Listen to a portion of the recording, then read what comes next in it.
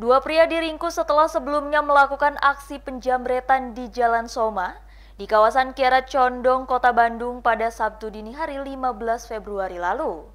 Dalam aksi penjamretan yang sempat terekam kamera pengawas tersebut, seorang karyawati sebuah SPBU menderita luka di bagian lengannya setelah sebelumnya berupaya mempertahankan tasnya yang dirampas kedua pelaku. Inilah video rekaman kamera pengawas saat dua pria melakukan aksi penjamretan terhadap seorang wanita di Jalan Soma di kawasan Kiara Condong, Kota Bandung pada Sabtu dini hari 15 Februari lalu. Korban yang saat itu hendak berangkat bekerja ke salah satu SPBU di kawasan Kiara Condong, secara tiba-tiba dipepet oleh sepeda motor yang ditumpangi kedua pelaku yang kemudian mengambil paksa tas korban.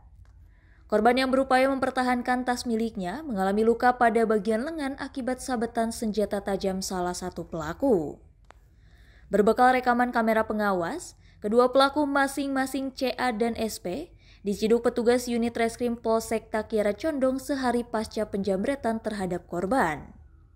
Kapolrestabes Bandung Budi Sartono pada Senin siang 17 Februari menyatakan, kedua pelaku sengaja melakukan aksi penjamretan dengan sasaran korban yang berjalan kaki di tempat sepi di pagi hari.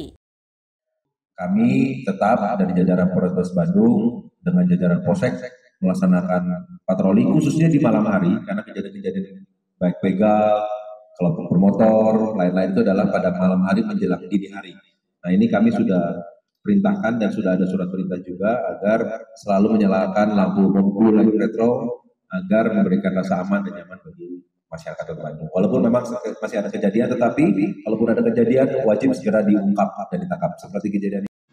Akibat perbuatannya tersebut, kedua pelaku akan dijerat dengan pasal 365 KUH Pidana ayat 1 tentang pencurian kekerasan dengan ancaman hukuman di atas 9 tahun penjara. Dari Bandung, Jawa Barat, Agus Kusmayadi melaporkan.